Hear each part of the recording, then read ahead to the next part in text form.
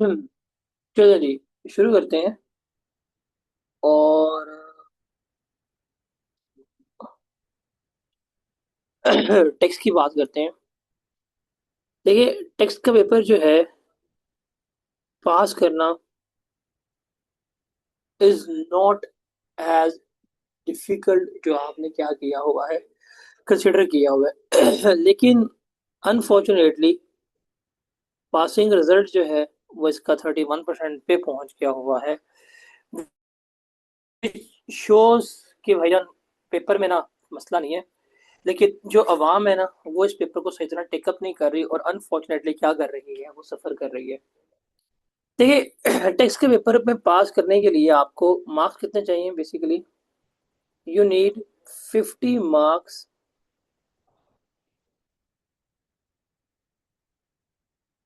To clear the exam. अगर हम इसको बात करें हमारे सिलेबस की, तो हमारे सिलेबस का जो ग्रेड ए है, इसकी ऑफिशियल वेटेज जो है वो 10 मार्क्स की है। और ऑन एवरेज इसमें से आपको 8 मार्क्स का पेपर जो है वो आता ही आता है। ऑन एवरेज आपको 8 नंबर का एरिया इस एरिया में से आता ही आता है। ये वाला ग्रेड जो है वो हमारा कंप्लीट हो गया। और इसकी रिकॉर्डिंग्स भी आपके साथ शेयर्ड है, ताकि आप इसको आराम से जो है वो टेकअप कर सकें। उसके बाद जो सेकंड एरिया है हमारे पास, जो ग्रेड बी और सी में डिवाइड किया गया है, बेसिकली ये है हमारा इनकम टैक्स का। और इस इनकम टैक्स के एरिया में से कोई 60 से 70% का एरिया आपका पेपर में हर हाल में टेस्ट होता ही होता है। ये एक कंफर्म डिवीजन जो है उसने हमें यहाँ पर दी हुई है। इस इनकम टैक्स में से सिर्फ एक चैप्टर है जिसका नाम है इनकम फ्रॉम बिजनेस, जो मिनिमम 20 नंबर का आता है। तो 70 नंबर का जो इनकम टैक्स है, उसमें से जो आपका इनकम फ्रॉम बिजनेस है, उसमें से भी 20 नंबर का आपको जो है वो यहाँ पर मिलना ही मिलना है। और नंबर आखिरी जो ग्रेड हमारा आता है वो है हमारा सेल्स टैक्स का। इसकी वेटेज जो है वो 20 से 30 मार्क्स की है। लेकिन ऑन एवरेज इसमें से आपको 28 नंबर का पेपर जो है वो मिलता ही मिलता है। ये ऑन एवरेज जो है एग्जामिनर ने ये चीजें जो हैं वो पूछी हुई हैं इन एरियाज में से। अब आप देखें, if we really want to clear the exam, तो अब आप देखें, अगर 28 नंबर ये वाले काउंट करें बीच में से, 20 नंबर बिजनेस काउंट करें, और 8 नंबर आप काउंट करें उस एरिया में से, तो तकरीबन 50 से 60 नंबर की रेंज जो है वो आपके सिलेबस में से सिर्फ इन तीन एरियाज में से ही आती आती है। सिर्फ इन तीन एरिया में से। जब आपको डे 1 पे पता है कि अप टू 60% जो है वो सिर्फ इन तीन एरियाज में से आपका निकलना है, आपका बनना है, आपको आना है, तो जरा खुद सोच के बताएं, क्या ये तीनों एरियाज आपके वेल प्रिपेयर नहीं होने चाहिए?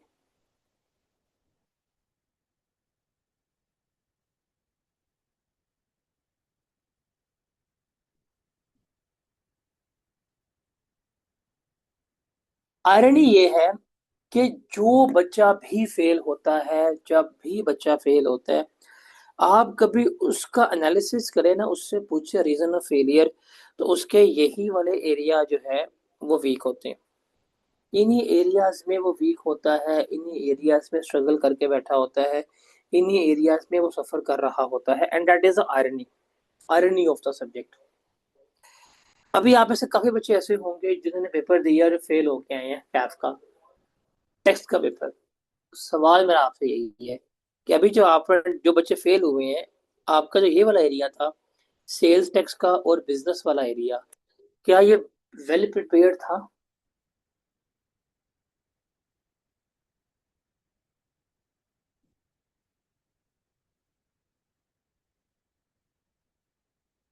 बताएं।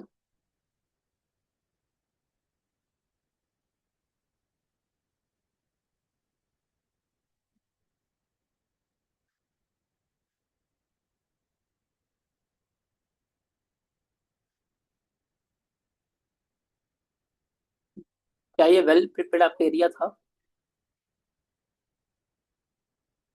जब ये सवाल होगा ना, क्या ये एरिया आपका वेल प्रिपेयर्ड था या नहीं था, तो हर वो बच्चा जिसका पेपर फेल हुआ है, उसका जवाब यही होगा कि जी मुझे ये एरियाज नहीं आते थे। या तो किसी का बिजनेस वीक होगा, या किसी का सेल्स टैक्स का एरिया जो है वो वीक होगा।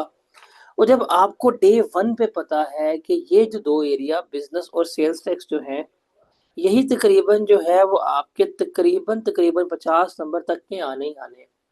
जब आपको डे वन पे पता चल जाए कि ये 50 नंबर तक का एरिया इसमें से टेस्ट होना है, तो क्या ये एरिया आपका वेल प्रिपेयर होना चाहिए कि बस ऑन एवरेज होना चाहिए? मैंने पेपर देना है कोई, और मुझे पता है कि इस पेपर में 50 नंबर ये 2 से 3 या 4 चैप्टर में आ रहे हैं, तो मेरी जो मैक्सिमम एफर्ट होगी, मैक्सिमम कोशिश होगी कि उस एरिया को इतना घोल के पी लूं कि जब मुझे डिफाइंड एरियाज पता है जिसमें 50-60 नंबर आने ही आने हैं, मैं उसमें से maximum maximum maximum marks secure कर दूं। मेरी तो ये अप्रोच होगी, मेरी तो ये कोशिश होगी। लेकिन आप लोगों को भी जब पता है कि यार ये एरिया इतना अच्छा है, इतना इसमें से मार्क्स आने हैं, तो अनफॉर्चुनेटली आप इस एरिया को वेल प्रिपेयर्ड नहीं करते। इस एरिया के ऊपर रिस्क लेने का मतलब है कि आपकी अटेम्प्ट जो है वो गई, आपकी अटेम्प्ट जो है वो आपको कॉस्ट कर जाएगी। तो जो जो बच्चा कभी टेक्स्ट में फेल हुआ, अगर आप उससे मिले, आपके साथ सारे फेलोज होंगे, आप कभी उनसे पूछिएगा, वो जितने मर्जी बहाने मार ले, आई कैप ऐसा है, आई कैप ऐसा है, आई कैप ये नहीं करता, आई कैप वो नहीं करता, आई कैप गंदा है, ये वो वट जो वो, कभी आप उसको उसके पेपर में पूछेंगे, उसको आप उसके पेपर के बारे में पूछेंगे, तो सेल्स टैक्स और बिजनेस, ये वो दो एरियाज होंगे वो सफर कर रहा होगा। उस सफरिंग की वजह से वो आज तक सफर ही कर रहा है और इस पेपर को क्लियर नहीं कर पा रहा। तो अनफॉर्चुनेटली इस सब्जेक्ट में फेलियर की रीजन में सबसे बड़ा जो रोल प्ले हो रहा है, वो बच्चे की नॉन सीरियसनेस की वजह से है कि you are not serious to your syllabus, you are not serious to your exam, और आप इसको बस हिट एंड ट्रायल पे करने की कोशिश करते हैं और आपका पेपर जो है वो उड़ जाता है। तो इसलिए अब हम जो स्टार्ट करने लगे हैं area, we are going to start with the sales tax. हम किससे स्टार्ट करेंगे? सेल्स टैक्स एरिया से। 2 वीक्स के लेक्चर्स होंगे हमारे बेसिकली सेल्स टैक्स में। 2 वीक्स का मतलब है कोई हमारे इसमें से आप कह सकते हैं 10 से जो 14 लेक्चर्स हैं, वो हमारे किसके होंगे? सेल्स टैक्स के होंगे। इसमें हम अपना सेल्स टैक्स जो है वो कवर कर लेंगे। उसके बाद फिर हम किस पे जाएंगे? इनकम टैक्स पे मूव करेंगे। अगर जिस बच्चे का सेल्स टैक्स इन 10-14 लेक्चर में 100% क्लियर हो गया, उसका पेपर पास हो जाएगा। और जिस बच्चे का सेल्स टैक्स वीक हुआ, उसका पेपर पास नहीं होगा। ये चीज़ आपने वाजिया तौर के ऊपर जो है वो याद रखनी है। आपका पेपर पास या आपका पेपर फेल जहां से होना है वो इस सेल्स टैक्स में से। तो 10 से 14 लेक्चर सेल्स टैक्स जो है वो हमने क्या करना है? 100% तैयार करना है, न्यूमेरिकली, थ्योरेटिकली, हर एक परस्पेक्टिव से, हर एक एस्पेक्ट से हमने क्या करना है? इसको तैयार करना है। अब आप लोगों को तो पता है कि हमारा पेपर जो है उसमें न्यूमेरिकल्स भी आएंगे, हमारे पेपर में जो है वो थियरी भी आएगी। मेरा सवाल है आपसे, आपके ख्याल से ज्यादा मुश्किल कौन सा एरिया होगा सेल्स टैक्स में से? अगर मैं कुछ पास पेपर का आपके साथ एनालिसिस भी शो करूं, देखिए, जैसे ऑटम 24 में 9 नंबर की थियरी थी, 20 नंबर का न्यूमेरिकल था। 16 का न्यूमेरिकल, 14 की थियरी। 17 का न्यूमेरिकल, 11 की थियरी। 19 का न्यूमेरिकल, 9 की थियरी। 15 का न्यूमेरिकल, 11 की थियरी। अगर आप पास्ट पेपर का एनालिसिस करें, अराउंड 16 मार्क्स का एवरेज न्यूमेरिकल आ रहा है। अगर आप न्यूमेरिकल की वेटेज की बात करें, तो ऑन एवरेज 16 मार्क्स का जो है आपका न्यूमेरिकल मिल रहा है आपको। और जो थियरी जो है वो आपको 13 मार्क्स से मिल रही है। तो ऑन एवरेज जो है ये आपको 28 से 29 नंबर का पेपर सेल टैक्स में से मिल रहा है। सवाल ये है कि भाईजान, आपने कौन सा एरिया आपके ख्याल से मुश्किल है? न्यूमेरिकल या थ्योरी, जिसमें से नंबर नहीं आते होंगे, keeping the analysis in your mind.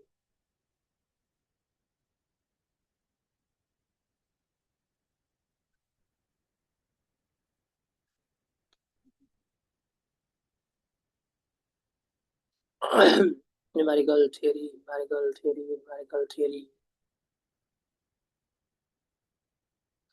देखें, इसका सही जवाब कौन देगा? एग्जामिनर। ये कुछ एग्जामिनर कमेंट्स है और ये कुछ एग्जाम की परफॉर्मेंस है जो वो हमें क्या कर रहा है, बता रहा है। ये न्यूमेरिकल्स की परफॉर्मेंस है। हमारे पास पेपर में जो न्यूमेरिकल्स जिनके नाम के आगे एसोसिएट्स लिखा गया है ना, ये सबसे मुश्किल न्यूमेरिकल कंसिडर होते हैं। अब देखिए, फैज एसोसिएट में 80% बच्चों के पास ही मार्क्स हैं, 73%, 84%, 84%, 50, 70, 66, 74, 66, 79। तो जरा आप अगर न्यूमेरिकल्स को देखें, तो न्यूमेरिकल्स में बच्चा जो है वो क्या कर रहा है, वो वेल परफॉर्म चल रहा है। न्यूमेरिकल्स वाले एरिया आपको यहाँ पर बता रहे हैं कि इसमें से आपके मार्क्स जो हैं वो आ ही आ रहे हैं, आप मार्क्स जो हैं वो सिक्योर कर ही कर रहे हैं। यहाँ पे इसके साथ अगर मैं थ्योरी को देखूं, यहाँ बेड़े करेंगे 28, 15, 25, 16, 13, 21, 27। अब आप देखें, ये है जी spring 21 numerical Hadi associate, one of the difficult numerical. 84% बच्चों के पास ये मार्क्स आए थे।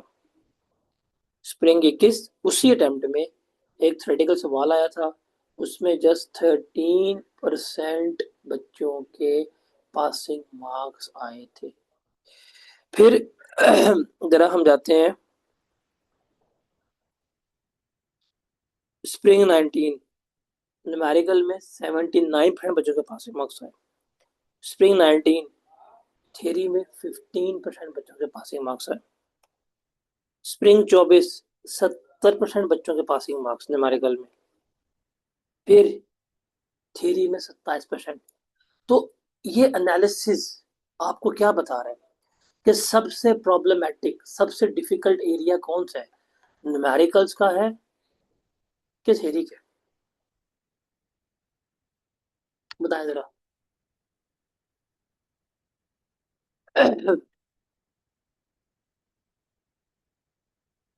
ये मेरा एनालिसिस नहीं है। ये मैं कोई हवा में बात नहीं कर रहा, कोई मैं हवा में तीर नहीं चला रहा, मैंने आपको आपके सामने बता दिया है।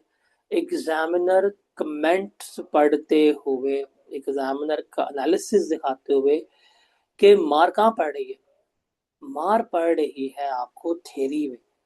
सर, जब आपको इतना प्रिसाइजली जाके बता दिया गया है कि थ्रेटिकल एरिया जो इसमें है वो प्रॉब्लमेटिक है, तो जब इतना आपको बारीकली प्रिसाइजली प्रॉब्लम का पता चल जाए,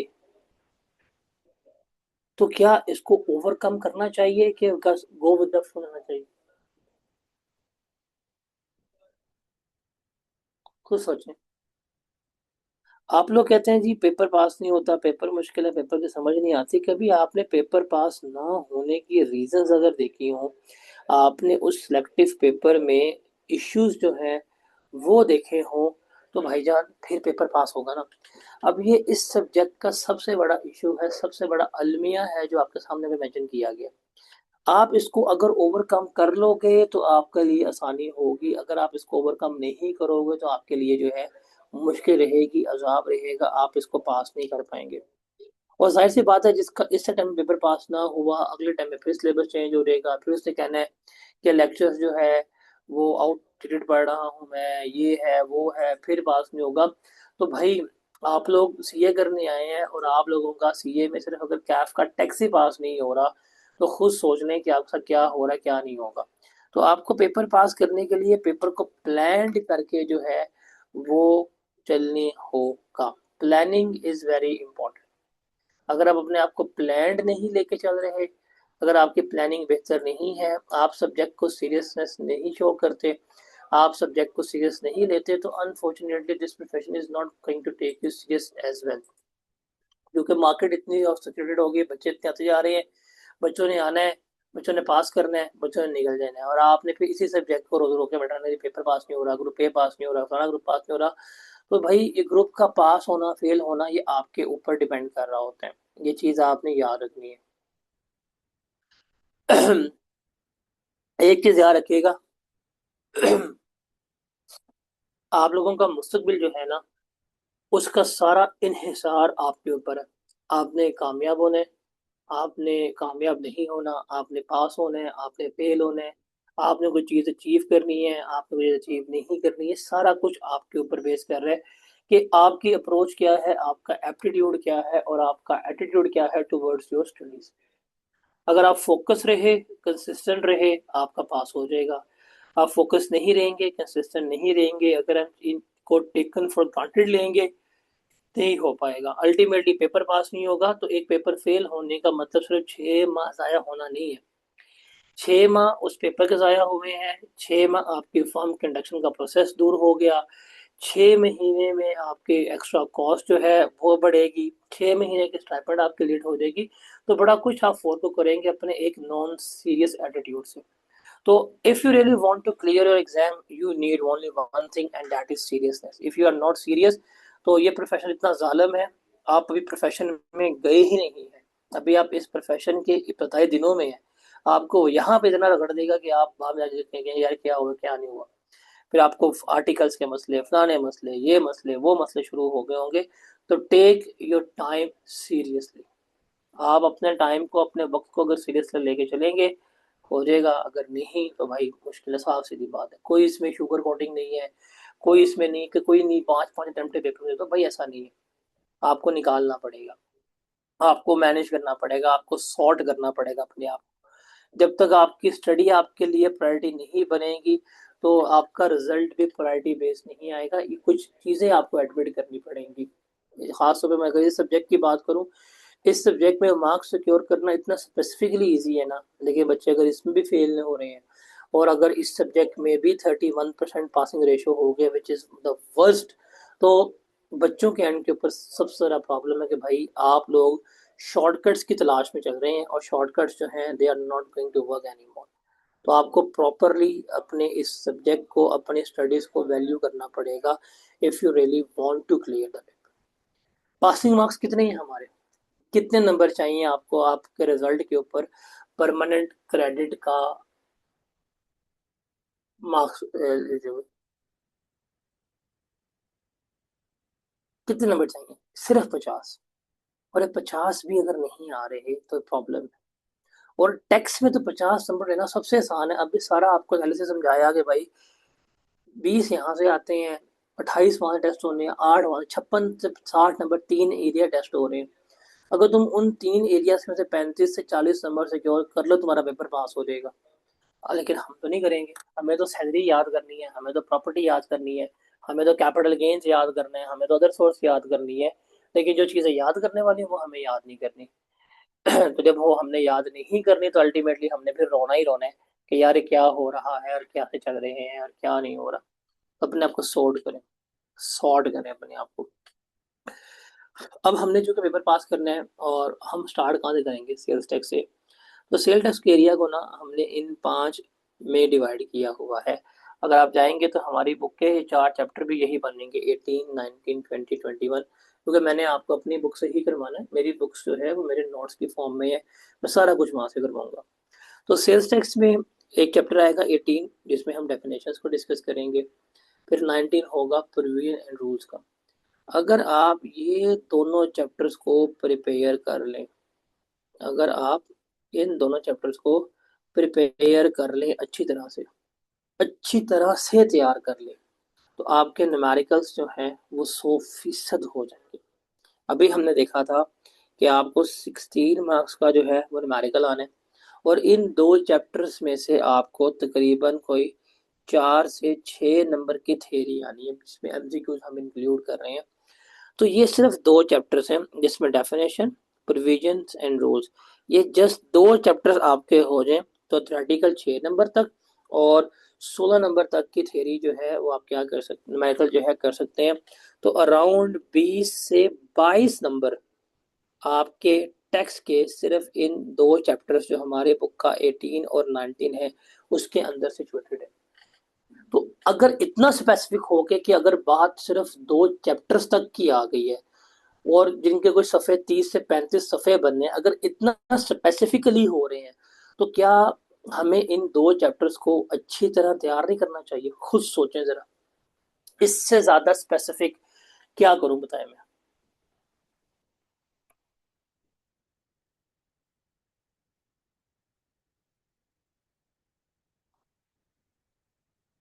इससे ज्यादा स्पेसिफिक क्या करूं मैं?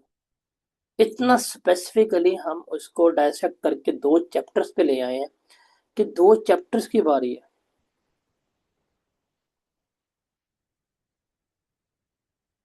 इसे क्लियर?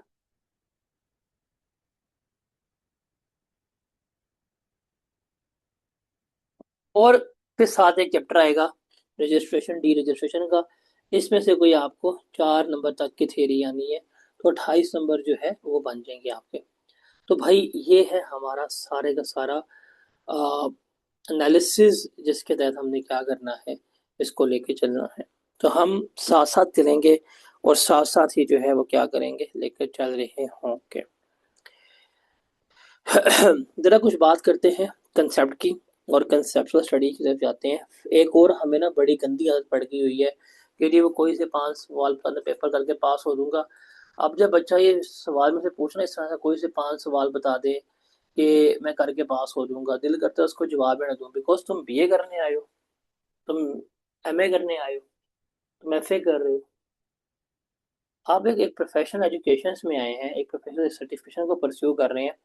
क्या यहाँ पे ऐसे हो सकता है कि आपने जो पिछले प्रीवियसली पास पेपर्स किए हों वही पेपर में आए? Is it possible? सोच के बताएं। आप लोग पेपर देते हैं, क्या ऐसा नहीं होता कि अगर आप 100 सवाल प्रैक्टिस करके जाते हैं तो जो पेपर में आता है वो 101वां सवाल होता है? वो क्या होता है? वो 101वां सवाल जो है वो होता है। तो भाई आपको वो 101वां सवाल जो है वो करना पड़ता है, तो उस 101 सवाल की प्रैक्टिस करो। Make your concept crystal clear, इस चीज को आपने याद रखना। अगर आप कंसेप्टली स्ट्रांग होंगे आप सरवाइव करेंगे, अगर आप कंसेप्टली स्ट्रांग नहीं होंगे तो आप सरवाइव नहीं करेंगे। चीज आपने याद रखनी। और चीजों को समझें, अंडरस्टैंड करें, उसको डायसेक्ट करके नोट डाउन करें, हर चीजों के लॉजिक्स के ऊपर जाएं, रट्टे वाली अप्रोच को खत्म करें अपने अंदर से। अभी तो मर मरा के चलो फिर कैफ कर दोगे, सी फैप में क्या करोगे? यही सब्जेक्ट आपको सी फैप में जाकर जब सी फैप 5 के फॉर्म में मिलना है ना, आप लोगों से पास ही नहीं होना, क्योंकि आप लोगों की फाउंडेशन की जो बुनियादें हैं वो बड़ी गंदी बिल्ड हुई हैं। और ये जो फाउंडेशन की बुनियादें जो आपकी बिल्ड है, ये इसका बेड़ा गर्क आप खुद करते पीआरसी से। वो जो पीआरसी में आपको असाइनमेंट्स के चक्करों में कहते हैं ना कि बस असाइनमेंट करके पास हो जाओगे, और जब आप लॉजिक्स में कंसेप्ट पे नहीं जाते, that is the day one जहाँ आप अपने आप कंसेप्चुअल फाउंडेशन को वीक करते हैं, और उसका रिजल्ट ये होता है कि आप पूरी जिंदगी सफर करते हैं। जैसे क्यूएम की बात करते हैं, तो क्यूएम में आप अपना फाइनेंस सीधा कर नहीं पाते, आपको डिस्काउंटिंग पीवी निकालनी नहीं आती, और हर सब्जेक्ट में जाकर रो रहे होते हैं, पिट रहे होते हैं कि डिस्काउंटिंग कैसे होगी, एफआर में, सीआर में, बीआर में रो रहे होते हैं, मैक में रो रहे होते हैं, मैथ्स भी नहीं आता। तो ये शॉर्टकट्स अगर आप इसको निकॉल अगर आप इसको निकाल दें शॉर्टकट्स को, तो आपकी जिंदगी कामयाब है। अगर आप शॉर्टकट्स को नहीं निकाल पाएंगे तो आपको बड़ा सफर करना पड़ेगा, लिटरली सफर करना पड़ेगा।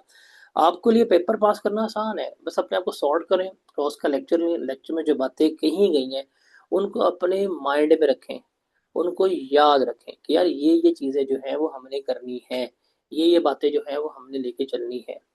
उन्हीं बातों को आप अपने ट्रांसलेट करें, कंपेरिजन करें, टेस्ट दें, पेपर पास हो जाएगा।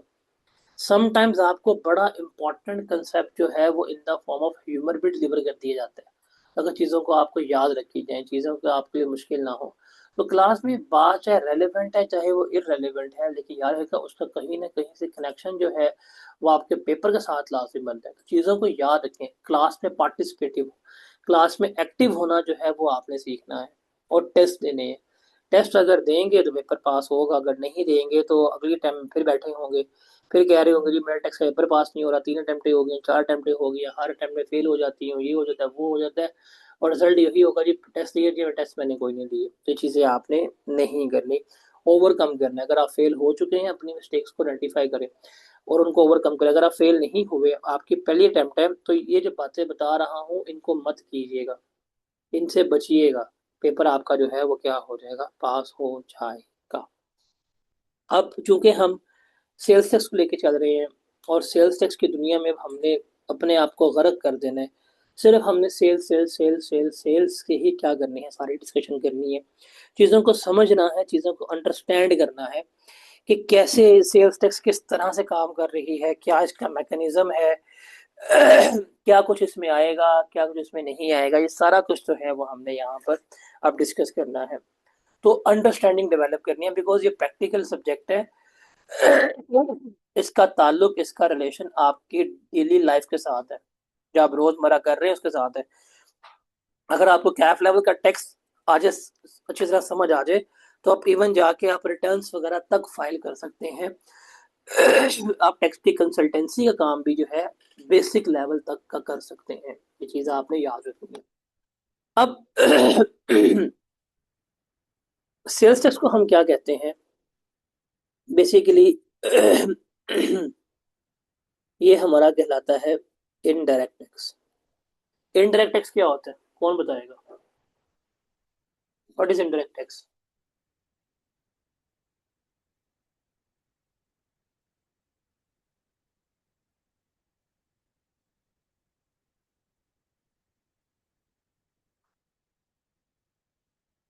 इनडायरेक्ट टैक्स क्या होता है?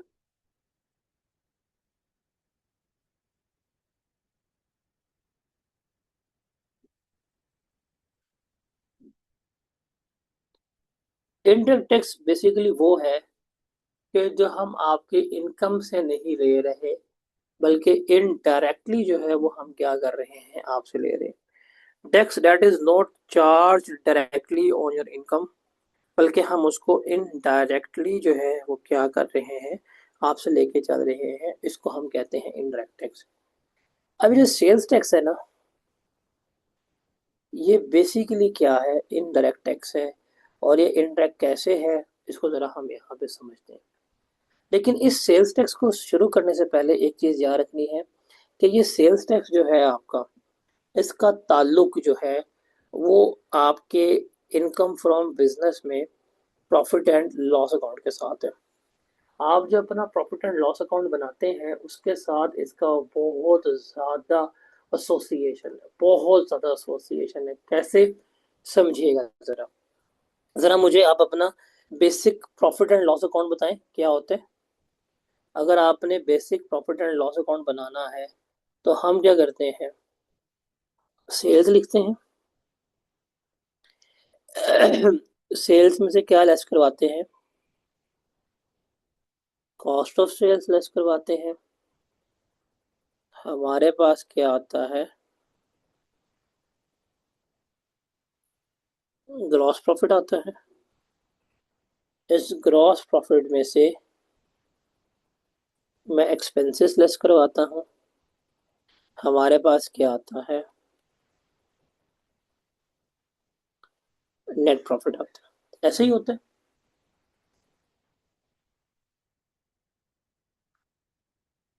ईद की शॉपिंग कर ली आप लोगों ने? खवातीन, ईद की शॉपिंग कर ली है? कपड़े ले लिए हैं?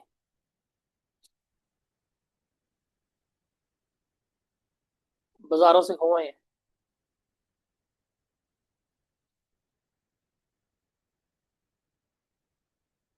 लड़कों तुम लोगों शॉपिंग कर ली ईद की? बोरियां ले ली, छुरियां तेज कर ली हैं, बिकॉज जाके काटना, पैसे कमाना।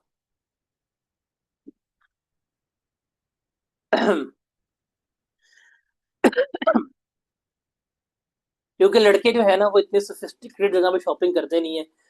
लड़के जाते हैं मैक्सिमम लंडे तक, हम जाते हैं रेडी वाले से सामान लेके और आके फ्लेक्स करते होते हैं कि तेरा भाई लंदन से लेके आया है, वो लंदन का ना, ओ और एन कार्ड के ए और वाई लगा लो तो हम हमारी शॉपिंग तो वहां से होती है।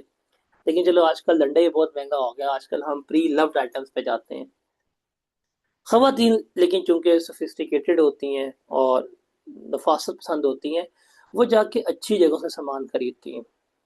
Like they went to sapphire, they went to खाड़ी, दे वेंट टू मारिया भी। अच्छी अच्छी जगहों पे जाती हैं ना। जब आप लोग जाते हैं, आप लोग सामान खरीदते हैं, सफायर पे गए, खाड़ी पे गए, निशात पे गए, आपको बिल मिलता है, रसीद लेके आते हैं आप लोग। क्या आप में से किसी बच्चे के पास करंटली कोई रसीद पड़ी हुई है किसी किस्म की भी? आपके दाएं बाएं सज्जे खब्बे कोई रसीद पड़ी हुई है? देखें जरा, उस रसीद के ऊपर देखें, कोई सेल्स टैक्स लिखा हुआ है?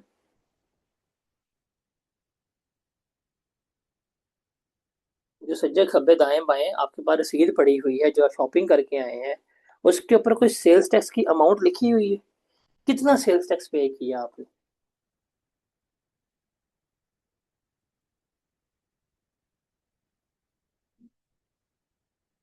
इसका मतलब आपके पास रसीद है और रसीद के ऊपर टैक्स पे किया है। अब देखें, जरा इस चीज को समझिएगा। आप टैक्स पे करके आए, आपने टैक्स किसको पे किया है? दुकानदार को। ऐसे ही है। तो जरा इस चीज को दुकानदार के नजरिए से सोचे। इस चीज को दुकानदार के नजरिए से सोचे कि ये एक कस्टमर है। कस्टमर इस दुकान के ऊपर आया, कस्टमर ने खरीदारी की। जब कस्टमर ने खरीदारी की, कस्टमर ने पैसे दिए, दुकानदार ने सामान दिया, तो क्या ये दुकानदार की सेल्स कंसिडर नहीं होंगी? ये जो मुहतरमा जाके सूट लेके आई है दुकान से, तो क्या ये दुकानदार की सेल्स कंसिडर नहीं होंगी? सेल्स ही होंगी ना। इसका मतलब अगर दुकानदार ने 10,000 रुपये का सामान जो है वो आपको बेचा है, दो 10,000 का सामान बेचा है, उसने आपको रसीद दी है। उस रसीद के ऊपर लिखा है वैल्यू ऑफ द गुड्स कितनी, 10,000 रुपये की। उसने कहा सामान के साथ उसने आपको टैक्स भी लगाया है, और टैक्स उसने लगाया 1,800 रुपये का, 18% के ऊपर। और आपसे टोटल बिल लिया है कितना, 11,800। ऐसा ही है ना? आप लोगों ने जब ये रसीदें देखी हैं, जब भी आप लोगों ने सारा कुछ देखा है, आप लोगों ने टैक्स पे की है। आपने ये तो नहीं कहा उस दुकानदार को, नहीं मैंने टैक्स पे नहीं करना, या उसने ये तो नहीं कहा ना टैक्स के बगैर मुझे पैसे दे दे, ऐसा कुछ हुआ है? बल्कि जो उसने सामान आपको बेचा है, उसने उसी सेल्स के साथ टैक्स लिया है। मेरी जरा बात को सुनिएगा। उस दुकानदार ने क्या किया है, सेल्स के साथ टैक्स लिया है। जो उसने सामान बेचा है, उसने जो सामान बेचा, जो उसने सेल्स की, उसने उस सेल्स के साथ आपसे टैक्स वसूल किया है। ऐसे ही है ना? ऐसे ही है। तो रिमेंबर, जो आप at the time of sale दुकानदार ने जो टैक्स लिया, इसको हम क्या कहते हैं? आउटपुट टैक्स कहते हैं। क्या कहते हैं? आउटपुट टैक्स कहते हैं। क्या कहते हैं इसको हम? आउटपुट टैक्स कहते हैं। आउटपुट टैक्स क्या होता है कि जब हम कोई चीज बेचते हैं, जब हम इस चीजों को सेल करते हैं, जो हम at the time of sales ले रहे होते हैं, उसको हम क्या कहते हैं? आउटपुट टैक्स कहते हैं। आउटपुट टैक्स किससे लिया जाता है, बताएं? आउटपुट टैक्स हम किससे ले रहे हैं? कस्टमर से। आउटपुट टैक्स किस में ले रहे हैं? कस्टमर से। आउटपुट टैक्स किससे ले रहे हैं? कस्टमर। इसका मतलब जब आप सेल्स करेंगे, जब आप चीजें बेचेंगे, तो at a time of sales जो आप टैक्स को वसूल करेंगे, जो रिसीव करेंगे, वो हमारा क्या कहलाएगा?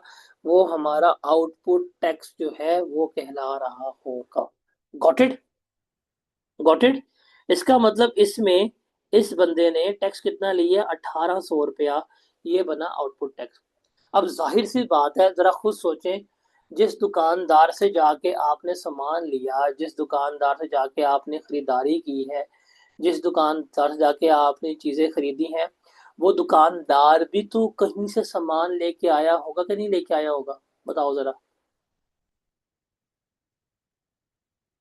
वो लेके आया होगा, या अगर उसने बनाया है तो फैक्ट्री में बनाया होगा। तो जाहिर सी बात है, जब वो खरीद के लेके आया होगा तो वो भी तो कहीं पे टैक्स पे करके आया होगा। जो उसने टैक्स पे किया होगा उसको हम क्या कहते हैं? इनपुट टैक्स कहते हैं। क्या कहते हैं? इनपुट टैक्स कहते हैं। फाइंड भी, उसने पे किया हो 1,000 रुपया, तो आउटपुट कितना लिया? 1,800। इनपुट कितना था? 1,000 रुपया। तो इस 1,800 से वो 1,000 एडजस्ट करेगा, बाकी 800 जो है, 800 जो है वो क्या होगा इसका? पेएबल हो जाएगा। ये इसने क्या करना होगा? पे करना होगा। तो इस तरह से सेल्स टैक्स आपका काम करता है। और ये आउटपुट टैक्स में से अगर हम इनपुट टैक्स माइनस कर दें, क्या, जो हमारे पास आउटपुट टैक्स आएगा, उस आउटपुट टैक्स में से जो भी हमारा इनपुट टैक्स है, अगर हम उस इनपुट टैक्स को माइनस कर दें तो हमारे पास क्या आ जाता है? सेल्स टैक्स लाइबिलिटी आ जाती है कि ये मेरी लाइबिलिटी जिसको मैंने क्या करना है? पे करना होता है। और यही हमने इस चैप्टर में सीखना है। यही जो है वो हमारी रिक्वायरमेंट है जिसको हमने क्या करना है? लेकर चलना होता है। तो कुछ समझ लगी? कि जो समझ थी वो भी गई। जी जनाब, बताएं।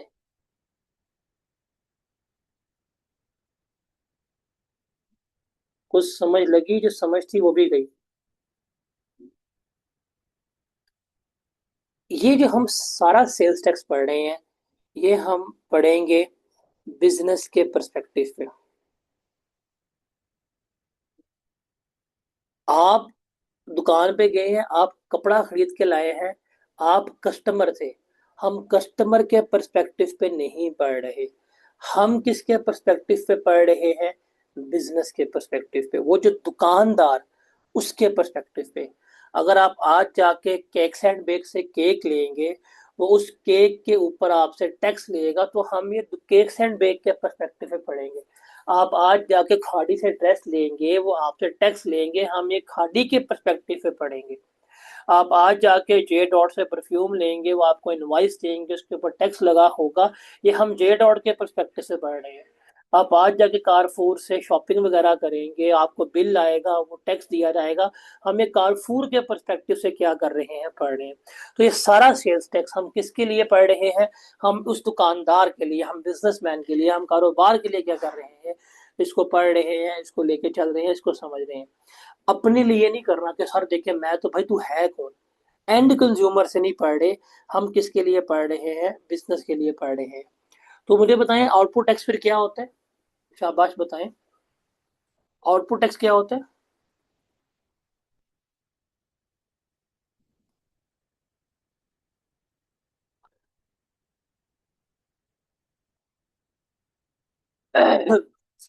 आउटपुट टैक्स क्या होता है तैयब? पानी दें यार। और कॉफी भी। आउटपुट टैक्स क्या होता है? जो हम कस्टमर से वसूल करते हैं। और इनपुट टैक्स क्या होता है?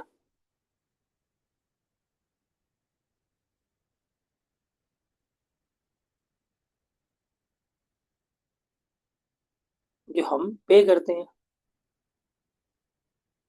और सेल टैक्स लायबिलिटी क्या होता है? सेल टैक्स लायबिलिटी क्या होता है?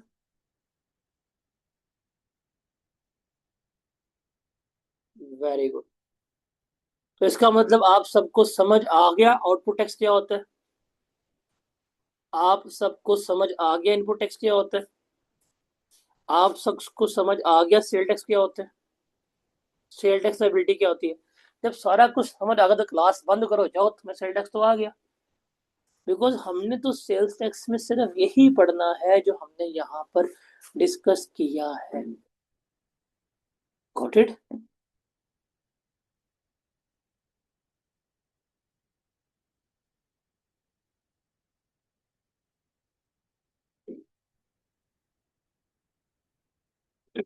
अल्लाह हाफिज।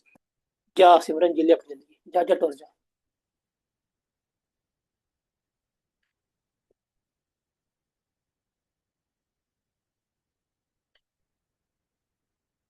हाँ, मेरे को समझ नहीं लगी। नहीं, जब आप लोगों को आ गया तो कहानी खत्म करें, जिसको समझ लग गया जाए निकले यहाँ से, लगे पेपर दे के आए, ताकि पेपर देने के बाद वो दोबारा आए कि सर अब मैं पढ़ूंगा, अब समझ आई मैं सर हुआ क्या है।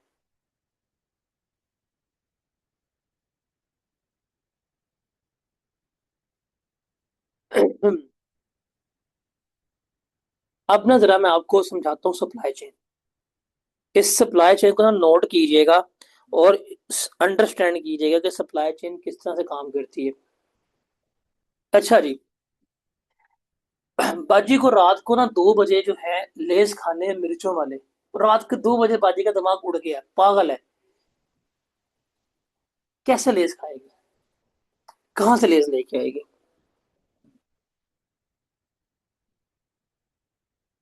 क्या बाजी रात के 2 बजे इंस्टाग्राम पे जाके लेस के सीईओ को मैसेज करेगी कि अंकल अंकल प्लीज 30 वाला लेस जो है वो मुझे चाहिए, तो मुझे डिलीवर कर दे। और जो लेस का सीईओ होगा वो इतना वेला बैठा होगा कि बाजी के एक डीएम के ऊपर अपना हेलीकॉप्टर निकालेगा और उड़ता उड़ता आके बाजी की छत पर लैंड करेगा और बाजी को 30 का लेस देगा और लेके निकल जाएगा? ऐसे ही करेगा? कैसे होगा?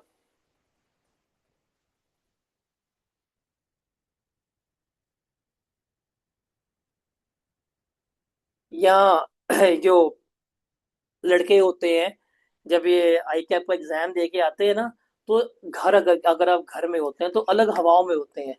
आई कैप का एग्जाम देने जाते हैं और माँ बाप को ऐसे पोर्ट्रेट करते हैं जैसे ये इस वक्त ना जंग लड़के आ रहे हैं, इंडिया को इन्होंने बजाया था पकड़ के। तो घर आके ना ऐसे पोर्ट्रेट करते हैं कि अम्मी बस पेपर बहुत मुश्किल था, मुझे बस कुछ खिला दें अच्छी सी चीज ना। तो बिला वजह के ना डिमांड करते हैं अम्मी से कि इनको क्या दिया जाए, प्रिंसेस ट्रीटमेंट दी जाए। अगर कोई लड़का के मैं ऐसा नहीं करता तो भाई मैं भी लौंडा हूँ, ऐसा कर चुका हूँ। ऑल दो पेपर तुम खाली छोड़ के आओ ना एक ऐप में, तुमने तब भी घर में आके इस तरह से पोर्ट्रे करना होता है कि तुमने 100 मार्क्स का पेपर था लेकिन तुमने लिखा 150 नंबर का था। तुमने 15 शीट्स जो है वो भी लगाई थी। और बस इस दफा जब तुम्हारा रिजल्ट आएगा तुम्हें आई कैप पास भी करेगा, मेरिट सर्टिफिकेट भी देगा और तुम्हारे का रिश्ता ही भेज देगा। तुम घर का कैसा पोर्ट्रे करते हो कि नहीं करते, सच्ची बताना, झूठ ना बोलना। रिस्क तुम्हारे हाथ में है, क्योंकि झूठ बोलोगे तो उड़ जाओगे। बिल्कुल ऐसा पोर्ट्रे करते हो, बिल्कुल ऐसा पोर्ट्रे करते हो, लेकिन जब रिजल्ट आता है तो फिर आपको पता क्या होता है क्या नहीं होता। लेकिन जब आप घर में आते हैं, जब घर में आप इतने डिमांड्स करते हैं, तो अम्मी कहती हैं कि ठीक है मैं तुझे बिरयानी बना के देती हूँ, जाके लेके आओ बिरयानी मसाला। तो आप नेशनल का बिरयानी मसाला बाय करने के लिए क्या आप नेशनल की फैक्ट्री चले जाते हैं, जो मेरे ख्याल से कोयटा में है? कहाँ जाते हैं? कहाँ जाते हैं बताएं जरा, कहाँ से लेके आएंगे?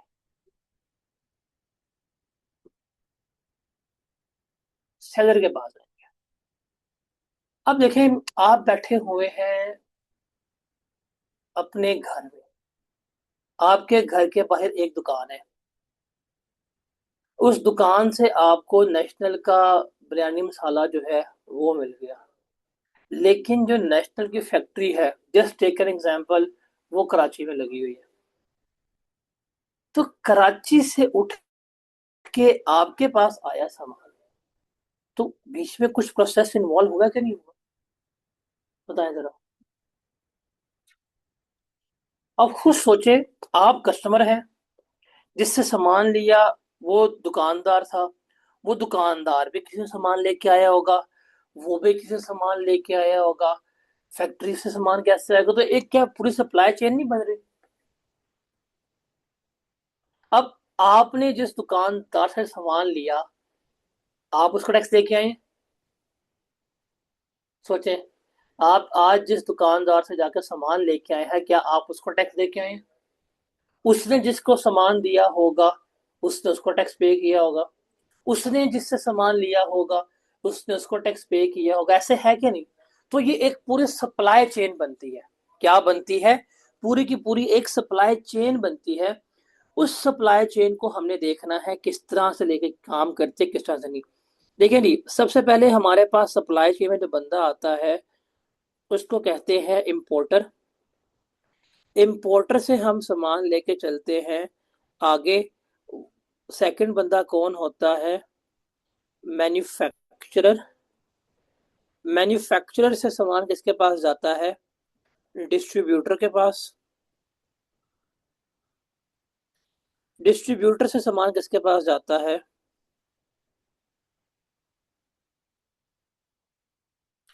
जो आपका होलसेलर है उसके पास। होलसेलर से सामान किसके पास जाता है? जो रिटेलर है उसके पास। और टेलर से एंड पे सामान किसके पास जाता है? बाजी के पास। वो जो बाजी के 30 रुपए वाले लेज हैं वो इस तरह बाजी के पास जो है वो पहुंचते हैं। Is it clear?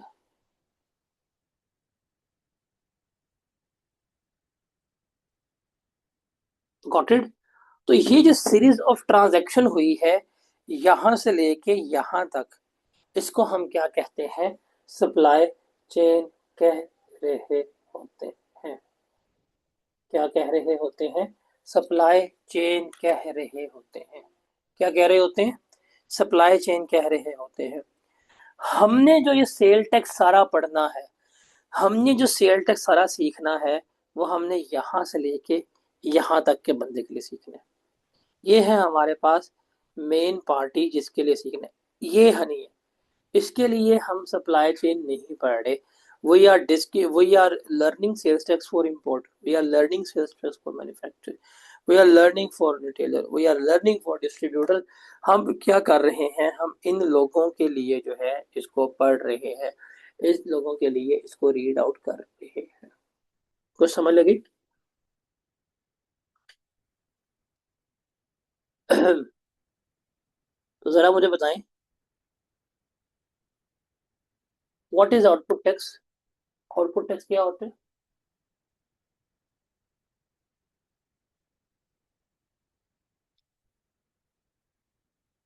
What is output tax?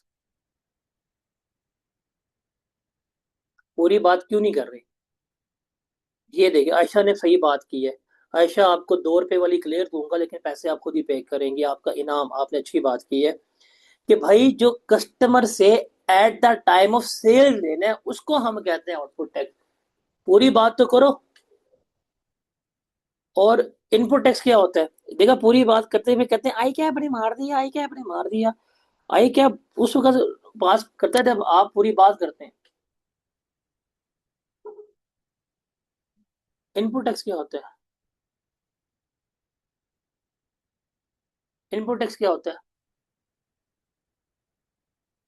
जो एट द परचेज हम क्या करते हैं, पे करते हैं, उसको हम क्या कहते हैं? इनपुट टैक्स कह रहे होते हैं। और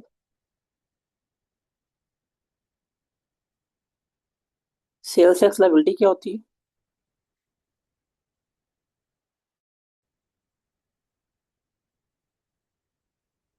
सेल्स टैक्स लायबिलिटी क्या होती है?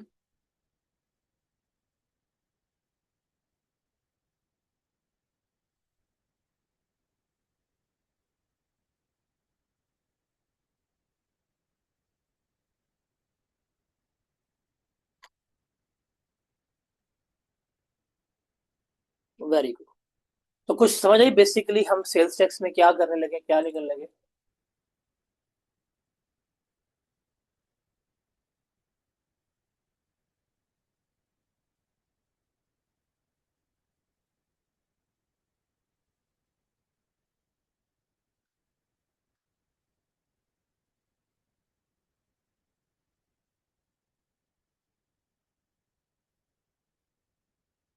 ठीक है नहीं?